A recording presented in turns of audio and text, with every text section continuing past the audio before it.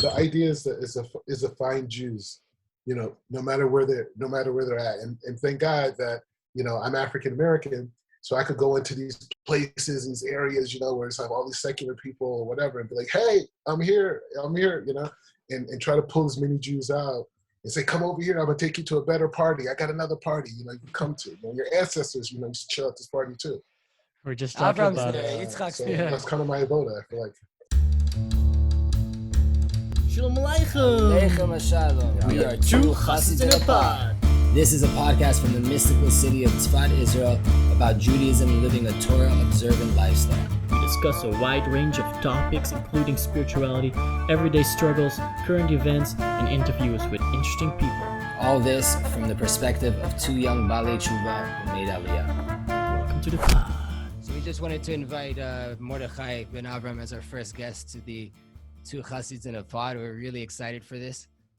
Mordechai is a holy Jew I've known of for a few years now in Jerusalem. We learned that the first yeshiva I ever went to at Or Sameach, and he has an amazing story coming from the West Coast, the farthest west you can go in the world, and coming here to the Middle East, to the heart of the world, to Jerusalem, to learn Torah and to come close to Hashem. That's enough of an introduction for now, and we'll go into it. So how are you doing, Mordechai? Great. First, I just wanted to thank you guys for having me on the show. Like, I've been seeing advertisement for the show, and I watched a couple episodes. Like, man, this is cool. Like, this is like so needed, and I just like wanted to be a part of it. So like, so I'm really honored to be on here. Yeah, like I guess I know. Wow. We're close to Rosh Chodesh Adar. Yeah, you have a l'chaim over there. Yeah, l'chaim. No, I wish.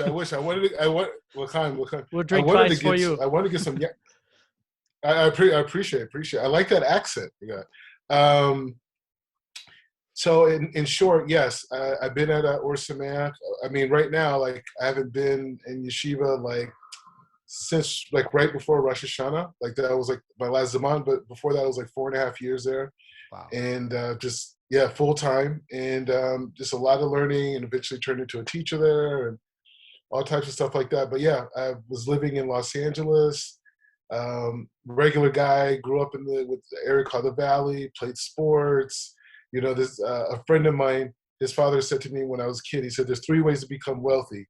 He said, "You get into the real estate business, high finance, or entertainment."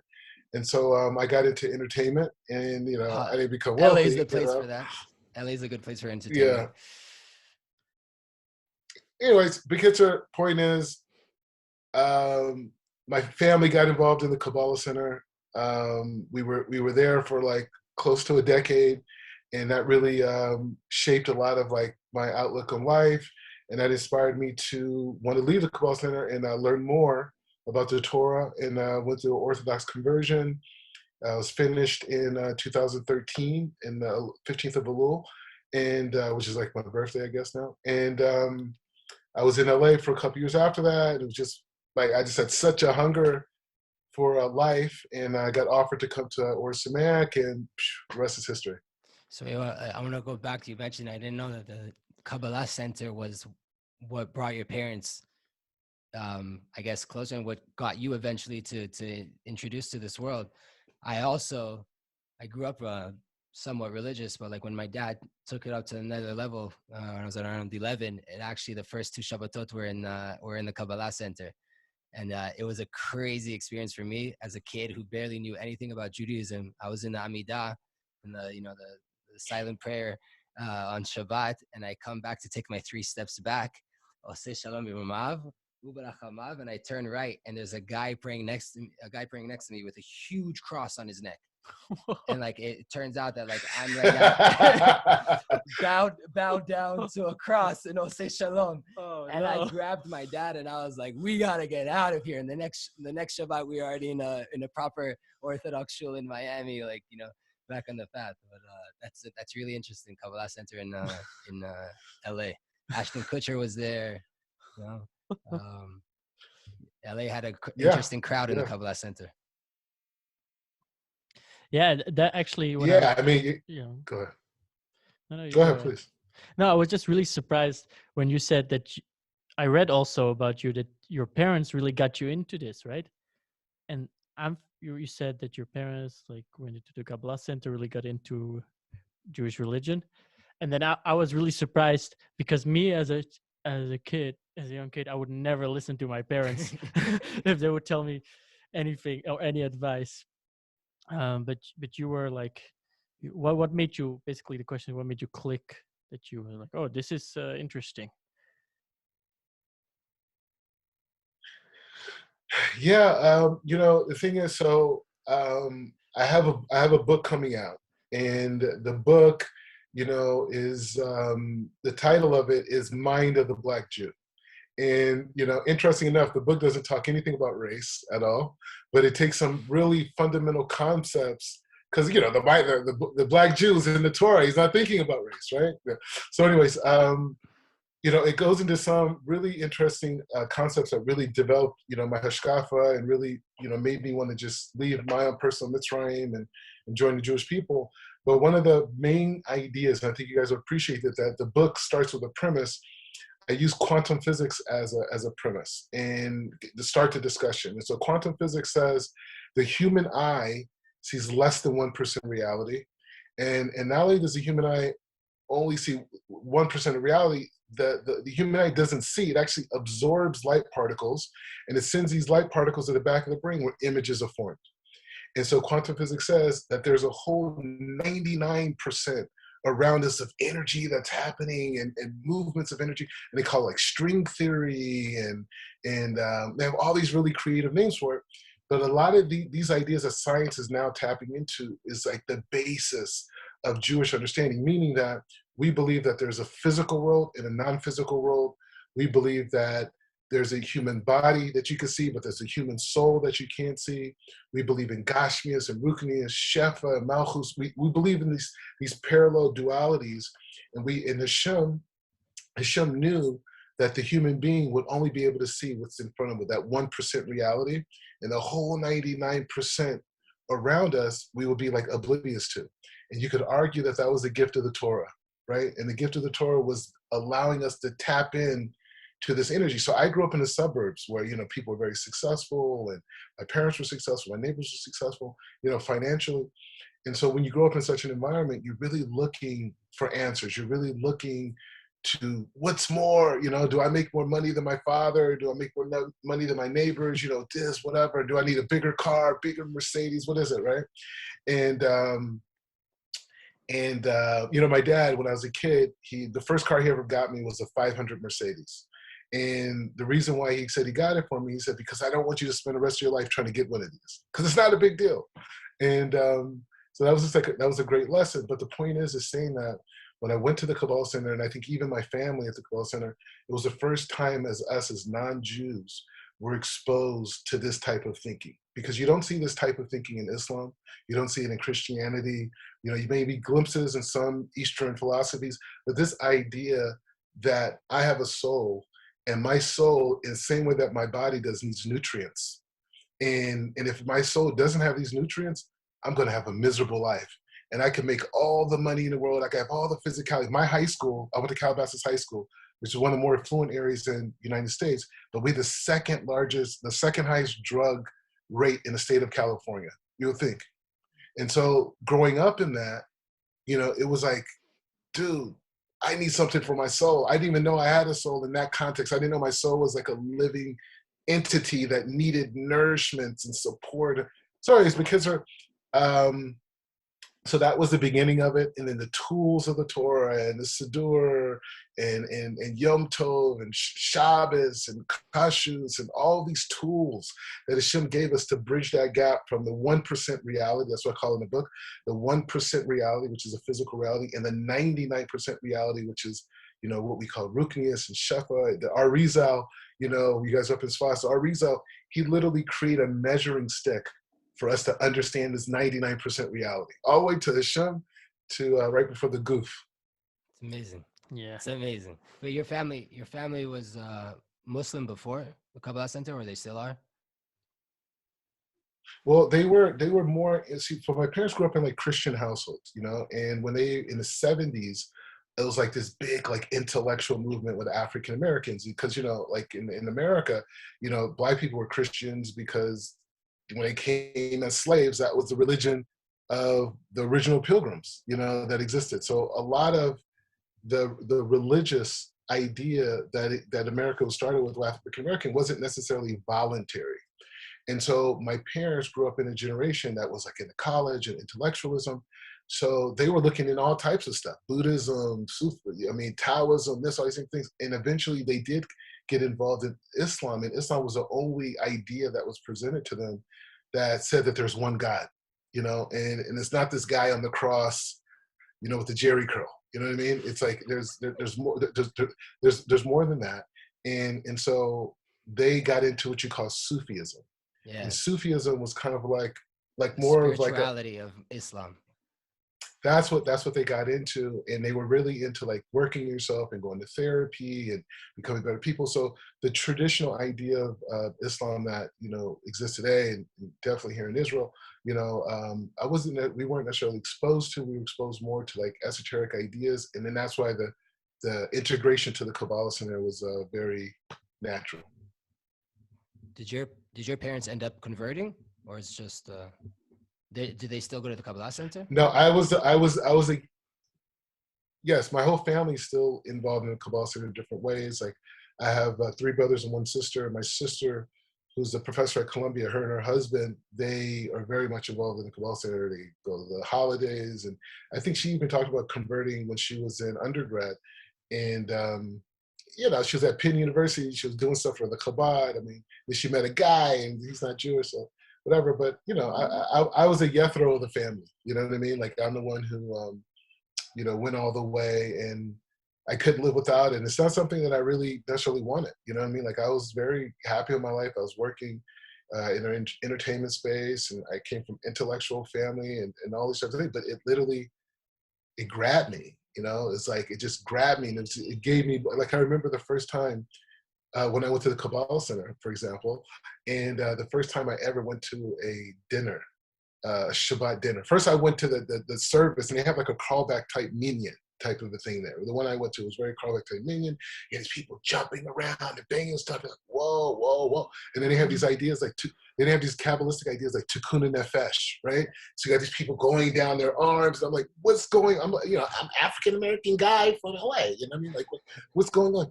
And so we went to this dinner, and like you said, you have all these celebrities there, but I was sitting there and we were singing these songs and all that. And I didn't know these things existed. Okay. It's just like I went to, it's a whole random story how I got in Cabal Center. But the point is saying I was there, and then the next morning I woke up in my bed Saturday morning, and I was like, what happened last night? Like what am I feeling right now inside of me that I've never felt in my entire life? And why does it have anything to do with Jewish stuff?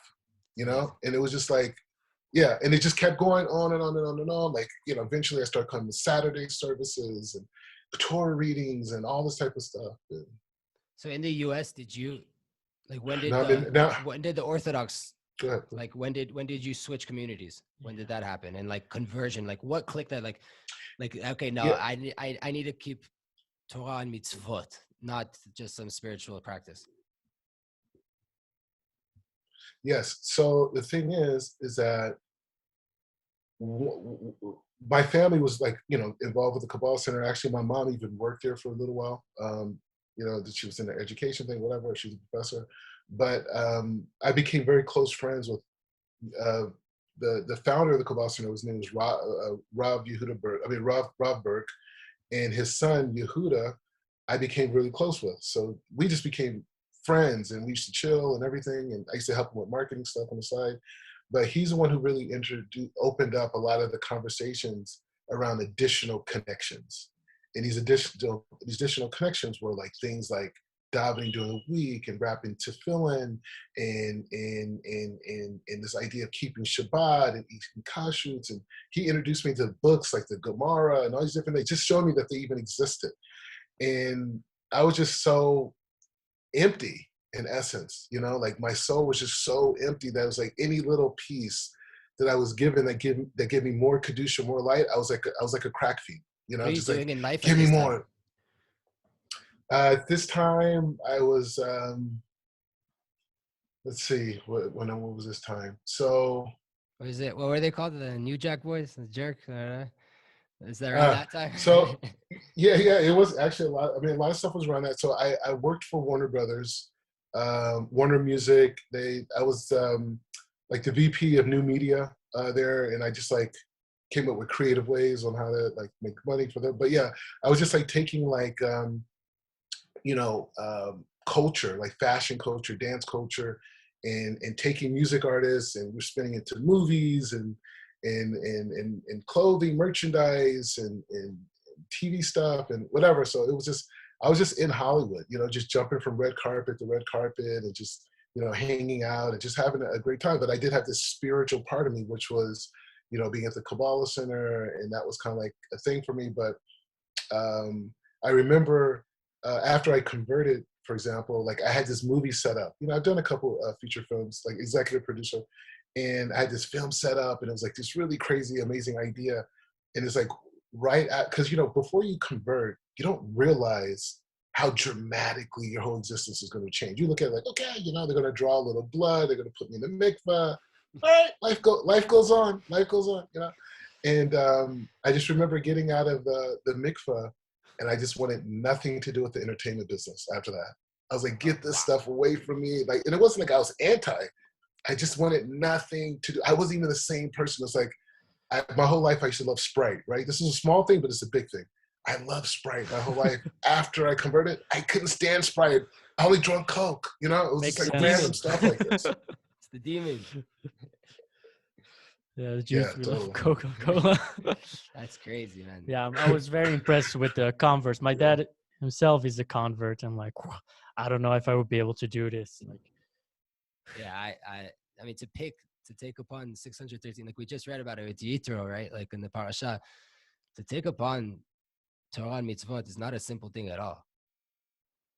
I mean, Oh, yeah, it's and a you went perfect even marshal. further with it, Mordechai, because you went Hollywood to Mea Shearim.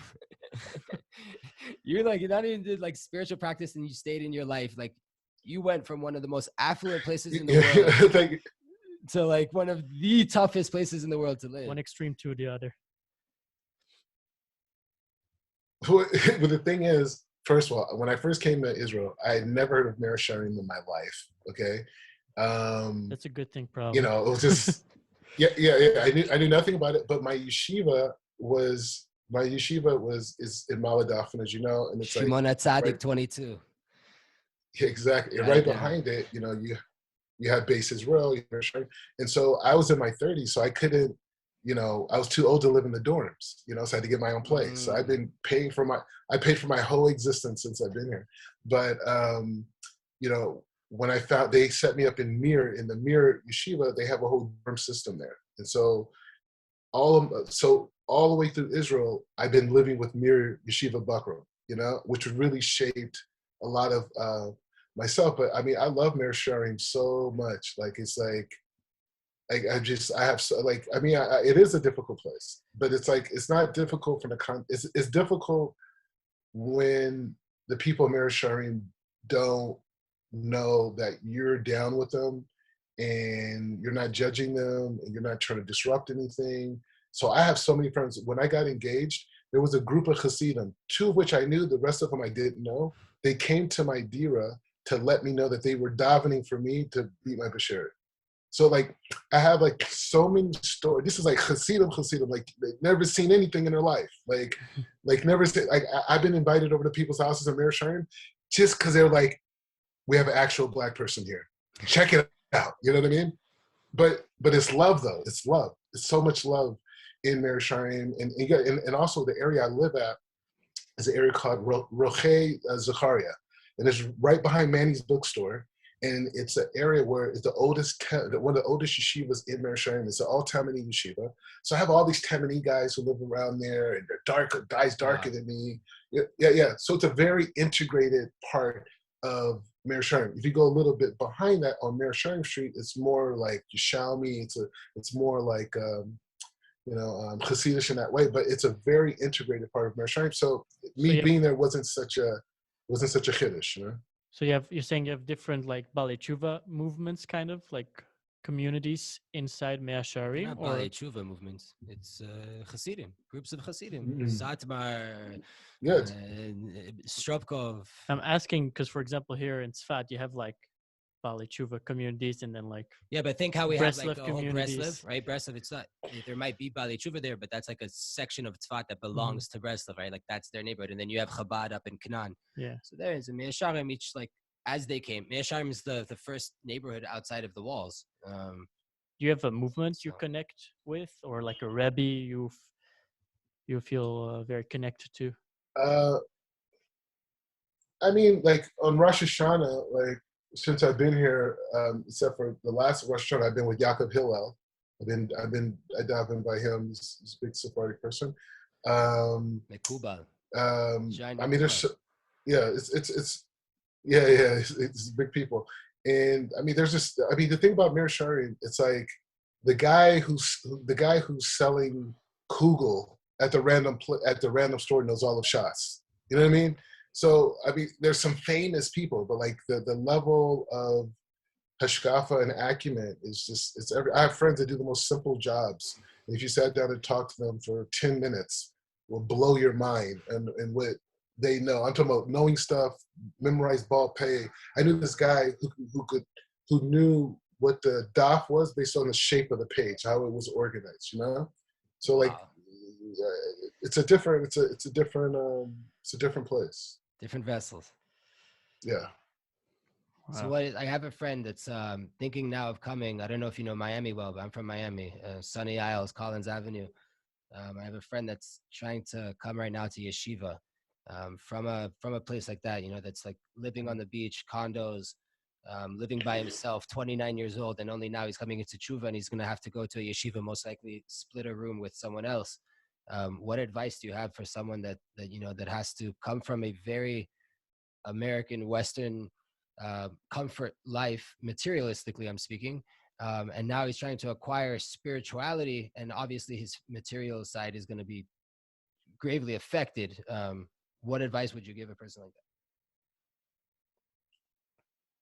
Well, you know, the thing is, I remember when I was converting, right? So I was at the Cabal Center, and I came to Israel already.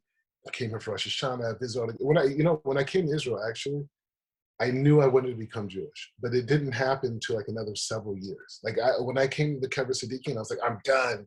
This is it. I don't want to do anything else, you know?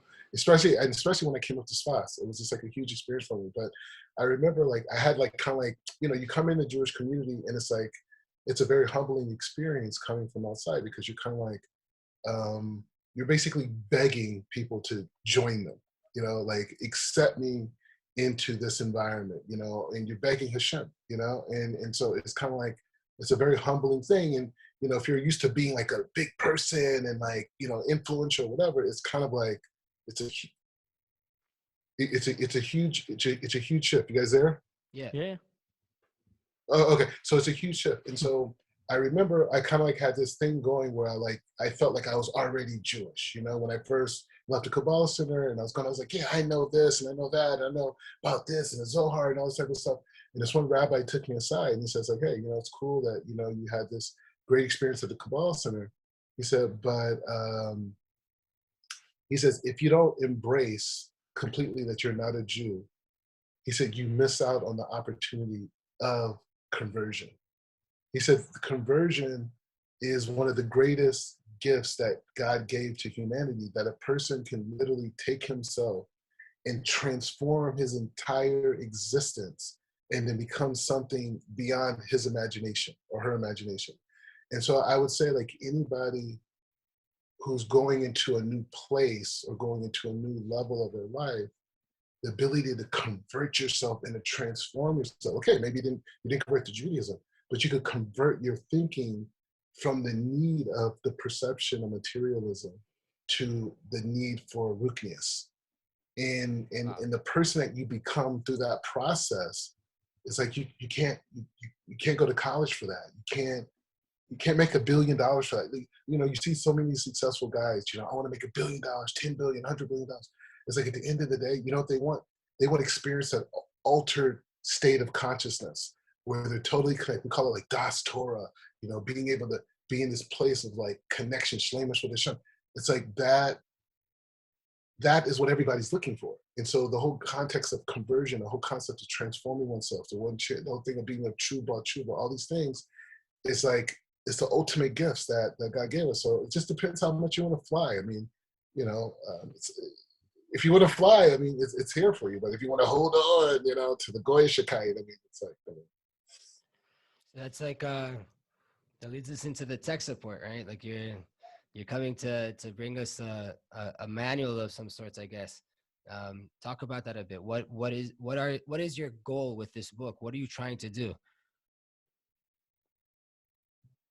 And why tech support? Number one, I want to have a bestseller. Tech support for the soul. So the idea with tech support for the soul is basically on, you know, we just had Parshas Yethro on Har Sinai. What was given to us was this technology for the soul, right? Like the Torah, the Mitzvot. You know, I think there's a famous Chabad. It's a famous mimer by the Alter Rebbe, and he talks about how the mitzvot, the Torah and its mitzvot, are like garments to the soul.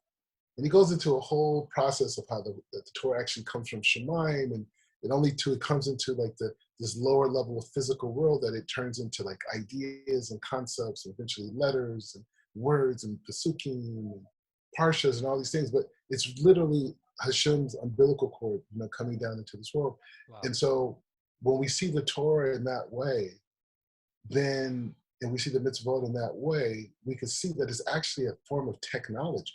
You know, in the same way that we're accessing, you know, this ability to communicate from each other from miles and miles away, and having this conversation, and a face-to-face conversation is anyway, so on one level we can say it's consciousness, that we're using this computer to, like, you know, express, you know, and in that way, we have a technology that allows us to connect to HaKadosh Baruch Hu, which is beyond our logic, beyond our imagination, beyond our understanding of anything. And that connection is part of the, you know, the completion of why we're in this world. So the book itself, it's just like where I'm at right now, I'm just thinking revolution, you know, revolution through the Torah, revolution of ideas. I think all the secular ideas have played themselves out. I think now it's time for us Jews to really bring our wisdom to the table, because the non-Jewish world has been built off of Jewish wisdom already. But it's more so to advocate, you know, okay, you advocate for Israel, people can advocate for anti-Semitism, they can advocate for equality, but let's advocate for teaching the world what shalom bayis is, you know, teaching the world on the power of kindness, you know, teaching the world, you know, what it is to love unconditionally, but not just from these, like, you know, because you have secular movements that talk about this, not Jewish movements, but we're talking about going inside and giving people a taste of that sweetness of our Torah that connects the whole process to God, and saying, like, hey, you know what? You want to build a new society? You want to create new legislation? You want to form new companies? You know, why don't you take some of these ideas and our sages into account? So I look at myself as just a marketer for the sages. You know, I don't have any great ideas myself. I know a lot of great ideas. Why? Because I studied the Torah.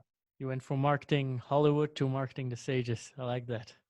That's it. That's exactly what it is. You're elevating it to Kedusha.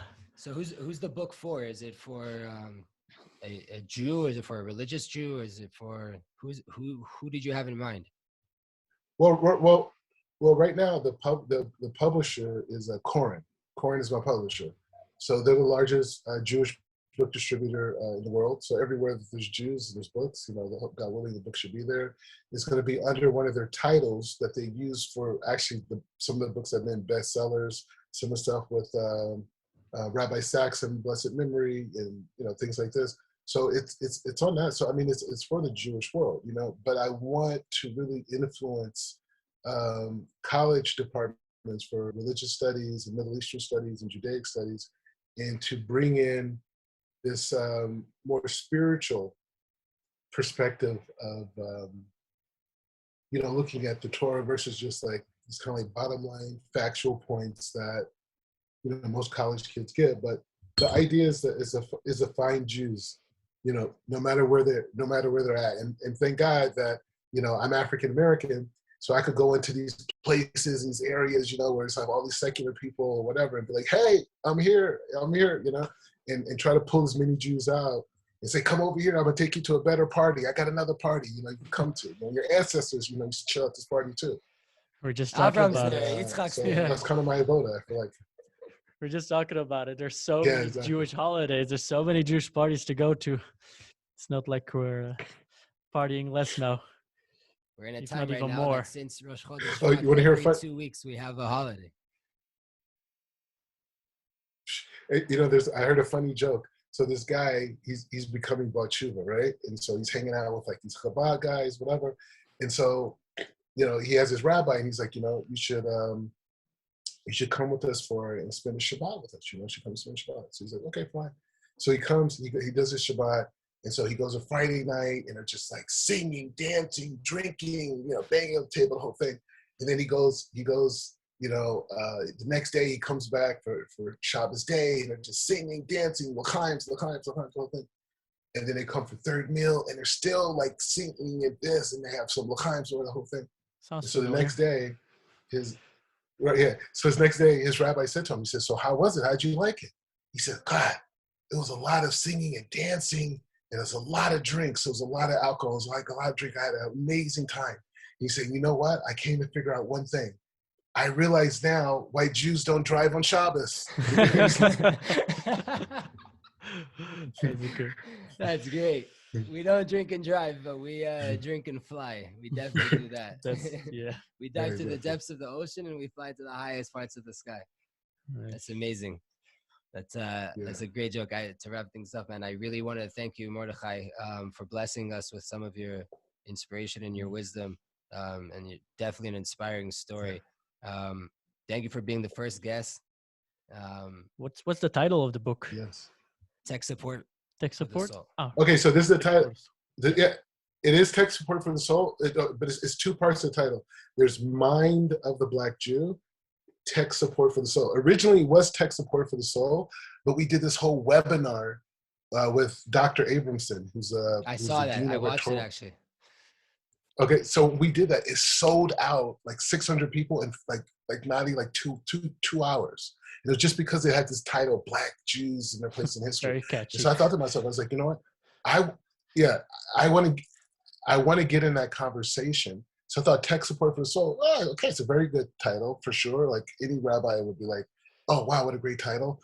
But the Mind of the Black Jew is just like, it just takes it to a whole nother dimension, and everybody wants it, and so we'll see how it goes. I mean, only Hashem knows. But the point is like, regardless of how well it does or how well or what it doesn't do, it's just the idea of just being happy that I'm part of the conversation in this generation of sharing Torah, and that's what you guys are doing. And I'm looking forward to actually getting some of your merchandise. I mean, the title, the whole thing. I mean, you guys, merchandise is a no-brainer for you guys. Yeah, we're working on it. Yeah, may you be batzlacha. May we all be batzlacha in bringing Jews closer. We're just trying to spread light. A lot of that's a big misconception people have about Jews. Really, our main goal is just to spread light, and it's not even our own light; it's all Hashem. Yeah.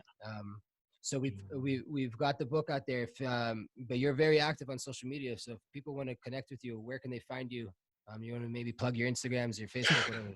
Yeah. I think the thing is, if you went on Google and you Googled Mordechai Ben Avraham, tons of like cool articles and things about my life, whatever, and my Facebook and Instagram and whatever. So I'm pretty there. You could chart my whole life. Like I was involved in politics for a period. You could just find anything like Shadukum. You can find anything you want about me on Google. It's all there.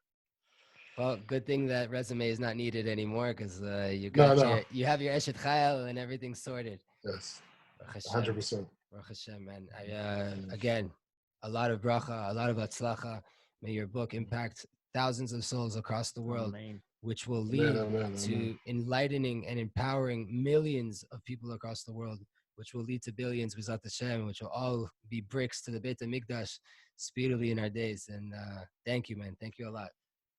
All the best, and I look forward to being back. And if you guys, just as an idea, if you guys ever want to do it, I think I would love to do a panel with a group of other Gerim and us just talking with you guys at some point, I think would just be off the hook as well as, you know. We'll be the mediators. So we're all here, and, you know, I'm glad to be on the show. And, Yeah. I mean, we could talk, awesome. you know, just talk. Jews need to talk. Jews need to talk. And we're good at it. All right, so let's be in touch. Thank you so much, Mordechai. Bracha v'atzlacha, Laila Tov. Yeah. All the Yeshuot and All right, Laila Tov. Hashem will see you soon. Kol Tuv.